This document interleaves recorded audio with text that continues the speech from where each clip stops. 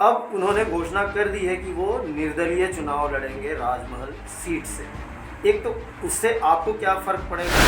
JMM के लोग उनका मान सम्मान नहीं रख रहे। साथ ही लोबिन हेम्ब्रम ने कहा था कि भाई 1932 का खतियान लागू नहीं। किसी के आने से सिर्फ एक पक्ष को नुकसान या फायदा नहीं। जेएमएम के पुराने नेता और संस्थापक सदस्य रहे लोबिन हेम्ब्रम संथाल परगना में झामुमो के लिए अपने ही अवरोध बनकर खड़े हो रहे हैं। पूरे राज्य में झामुमो के लिए प्रतिष्ठा का सीट दुमका से पार्टी सुप्रीमो शिबू सोरेन की बड़ी बहू सीता सोरेन चुनौती बनकर खड़ी हो गई है।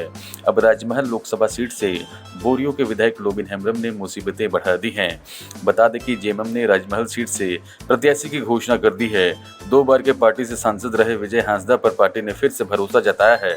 ऐसे में विधायक लोबिन हेम्ब्रम बगावत के मूड में आ चुके हैं और निर्दलीय चुनाव लड़ने की बात कह दी है। इस विषय पर बीजेपी विधायक सीपी सिंह से सवाल पूछा गया तो सुनिए उन्होंने क्या कहा। लाइन से अलग उनका रुख था। अब उन्होंने घोषणा कर दी है कि वो निर्दलीय चुनाव लड़ेंगे राजमहल सीट से। एक तो उससे आपको क्या फ़र्क पड़ेगा? और जेएमएम के अंतर्गत ये जो टूट देख रहे हैं आप, एक सीता जी आ चुकी हैं, अब लोबिन जी भी बाहर हो गए, दोनों सवालों को देखिए, लोकतंत्र में कोई भी चुनाव लड़ने के लिए स्वतंत्र है।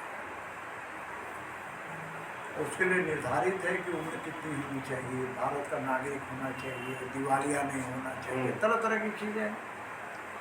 अब लोबिन हेम्ब्रम जेएमएम के संस्थापक सदस्यों में से एक, लेकिन इस कालखंड में जेएमएम के लोग उनका मान सम्मान नहीं रख रहे थे। साथ ही लोबिन हेम्ब्रम ने कहा था कि भाई 1932 का खतियान लागू होना चाहिए,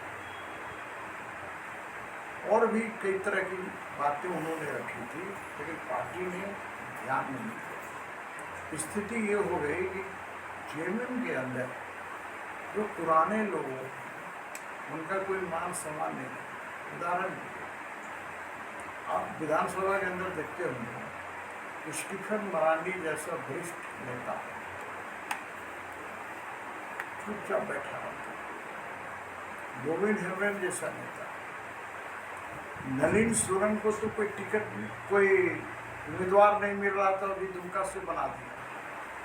लेकिन सच्चाई ये है कि आदरणीय शिबू सोरेन जी के राजनीति से एक तरह से संन्यास, ये अलग विषय है, तो राज्यसभा के सदस्य के कारण आज के दिन जेएमएम के पुराने नेताओं का कोई कुछ नहीं। जेएमएम तो पहले भी टूटी है। आज सूरज मंडल जी कहाँ हैं? आज शैलेंद्र महतो जी कहाँ हैं?